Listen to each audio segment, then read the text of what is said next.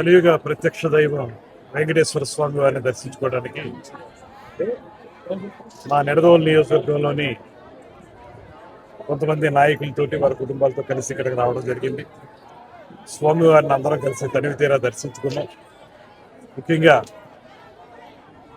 ఒక 2-3 రోజుల క్రితం చాతుర్మాస దీక్షని స్వీకరించినటువంటి మా పార్టీ అధ్యక్షులు, రాష్ట్ర ఉప ముఖ్యమంత్రి వర్యులు శ్రీ పవన్ కళ్యాణ్ గారి యొక్క దీక్ష నిరాఘాటంగా సాగాలని, అదేవిధంగా ఈ రాష్ట్ర భవిష్యత్తు కోసం వారు చేస్తున్నటువంటి కృషి అన్ని విధాలా కూడా వెంకటేశ్వరుని యొక్క ఆశీర్వాదంతో పూర్తి స్థాయిలో సఫలీకృతం కావాలని మనస్ఫూర్తిగా దేవుణ్ణి వేడుకోవడం జరిగింది.